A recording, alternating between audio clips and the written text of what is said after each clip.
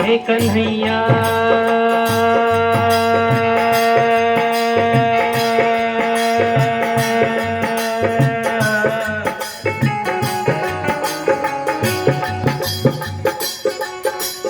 इतना बता दो कहाँ तुम नहीं हो।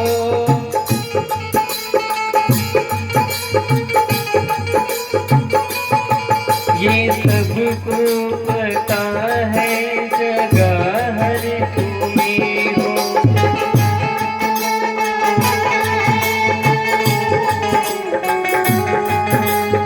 इतना बता दो कहाँ तुम नहीं हो। ये सबको पता है जगह हर तुम्हीं हो।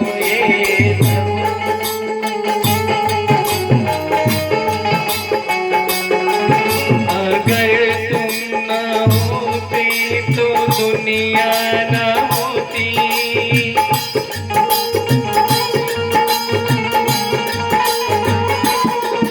अंधेरा मिटाती है तेरी ही ज्योति।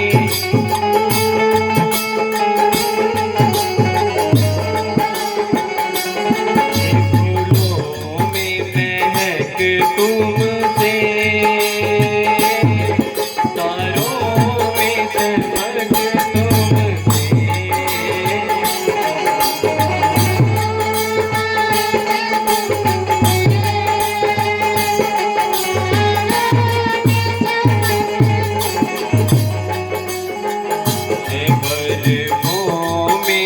शीतलता अग्नि में धधक तुमसे।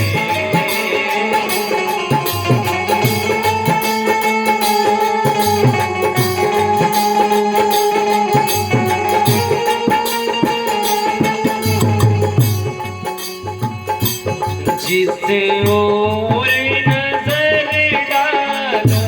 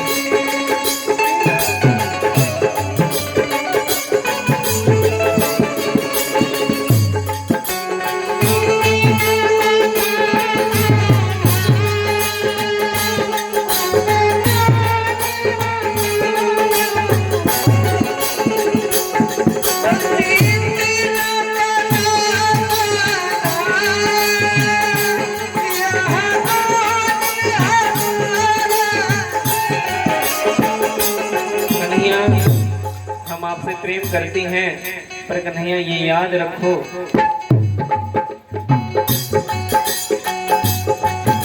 कि अगर प्रेम आपसे एक बार भरोसा उठ गया ना, फिर आपसे ऐसे कोई प्रेम नहीं करेगा। और आप जो हमें मझधार में छोड़कर जा रहे हैं, यदि हम जब मझधार में डूब भी गए तो कन्हैया हम तो पार हो जाएंगे आपके नाम का सहारा लेकर, पर कोई भक्त आप पर भरोसा नहीं करेगा।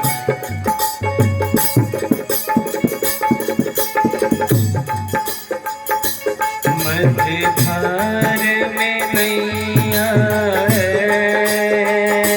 मजबूर की मैया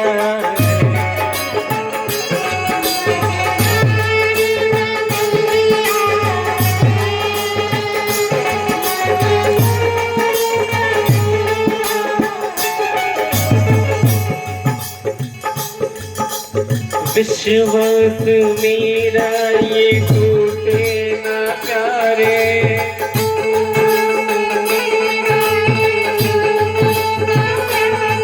तुम्हीं को लगानी है नैया किनारे।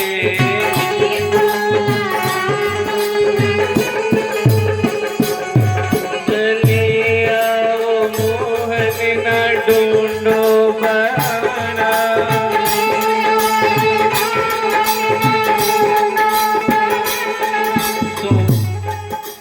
सोचो जरा है ये रिश्ता पुराना, ये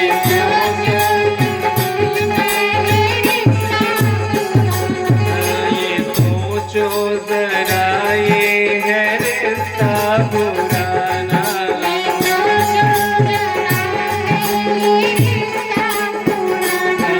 मझधार में नैया है, मजबूर की मैया है।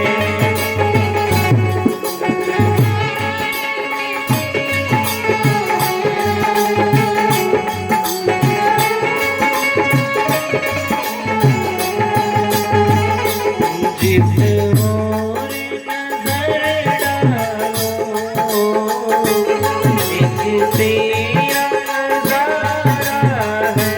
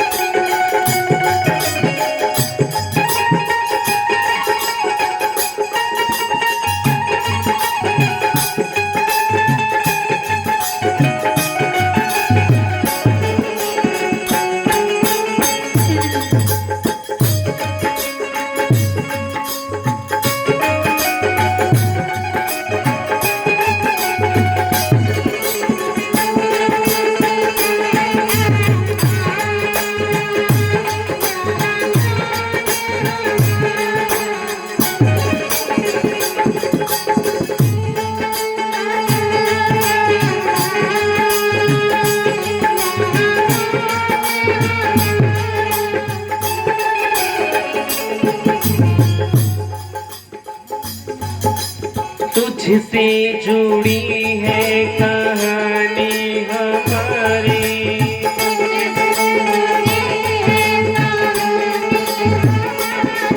तुम दे रहे हो हमें दाना पानी।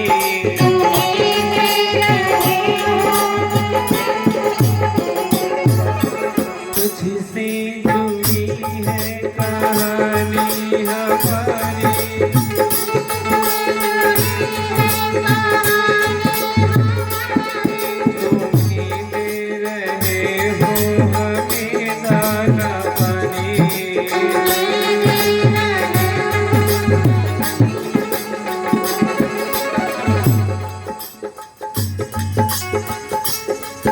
कि एहसान तेरा चुकाऊं मैं कैसे,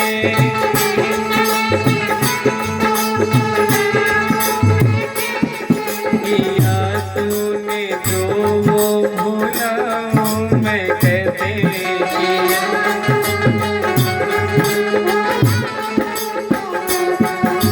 और कन्हैया हम तो तुमसे निष्कपट प्रेम करते हैं, तुम छोड़कर चले गए, पर एक प्रश्न करते हैं तुमसे।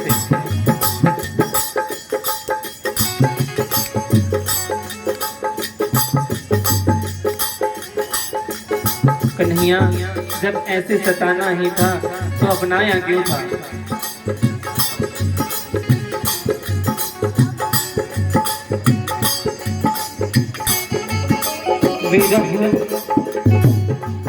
विरह में देना में सताते ही क्यों हो,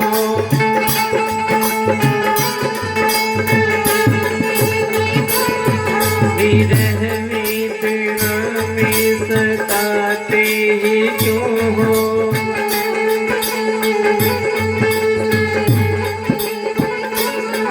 यूं सपने में आकर रुलाते ही क्यों हो।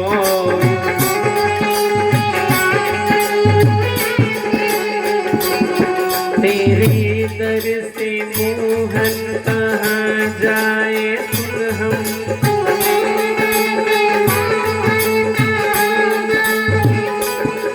क्यों छोड़ना था तो फिर अपनाते ही क्यों, छोड़ना था फिर अपनाते ही क्यों, छोड़ना था फिर अपनाते ही क्यों।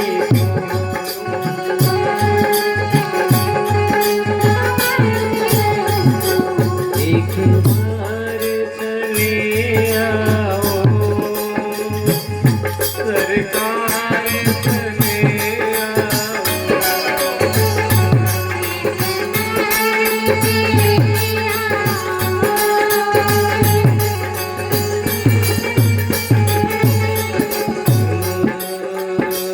एक बार चले आओ सरकार चले आओ।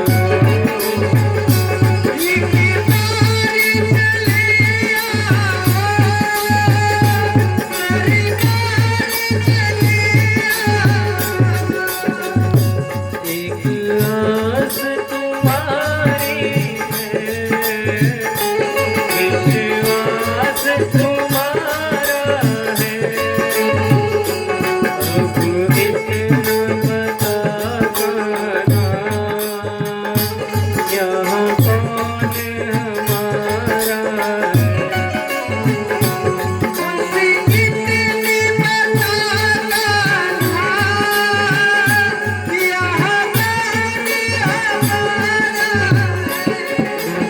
इतना बता यहाँ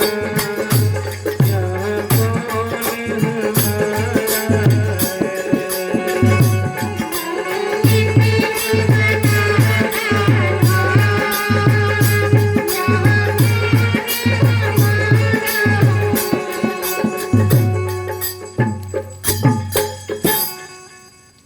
गोपियों ने जब ऐसे करुण भाव में कृष्ण को बुलाया और अपने अश्रुओं के माध्यम से अहंकार को निकाला, तो कन्हैया प्रेम भाव को समझकर सबके बीच प्रकट हो गए। कन्हैया का रास और महारास सिर्फ जीव और परमात्मा का मिलन है।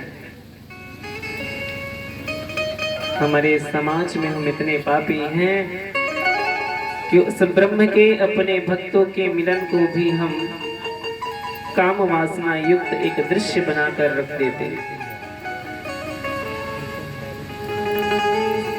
मैं पूछता हूं उन तमाम बुद्धिजीवियों से जो कृष्ण को रासलीला कहकर संबोधित कर देते हैं, यदि कृष्ण साधारण थे तो गोपियां अपने अपने घर से मधुवन में आई थी तो घर के लोगों को भी तो अर्धरात्रि में मधुवन में आना चाहिए था।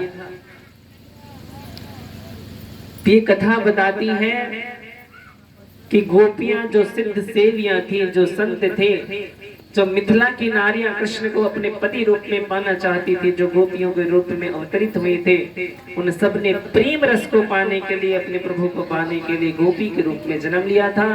और सूक्ष्म रूप से स्थूल रूप घर में ही छोड़कर सूक्ष्म रूप से कन्हैया के नित्य रास उत्सव में सम्मिलित हुए थे।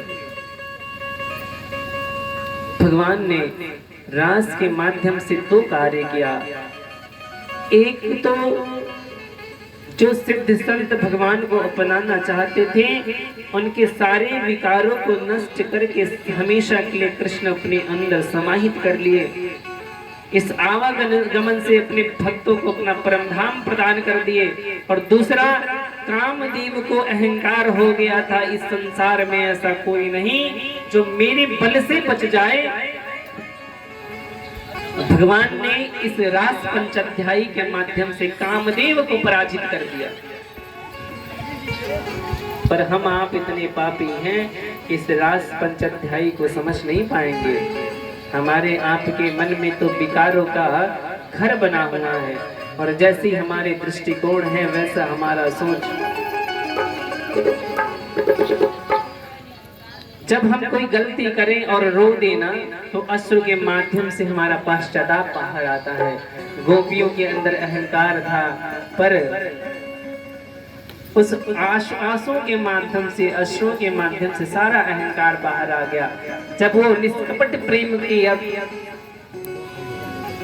अधिकारी बन गई, तो कन्हैया ने उनके साथ नित्य महारास शुरू किया।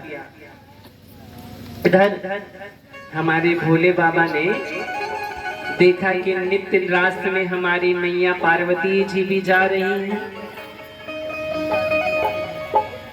तो बाबा ने कहा कि मैया आप तो चली जाती है रास देखने, हमें नहीं ले जाती। माँ ने कहा कि भोले बाबा उस रास में एक पुरुष हमारे कन्हैया ही हैं, उसके बाद कोई पुरुष नहीं जाता। बाबा ने कहा तो इसमें समस्या क्या है, आप हमें भी नारी बना दीजिए और अपने साथ हमें भी सम्मिलित कर दीजिए। बड़ी सुंदर झांकी हमारे भोले बाबा ने रास में आने के लिए प्रकट किया। हम आप सब भी इस भाव को अपने हृदय में उतारें।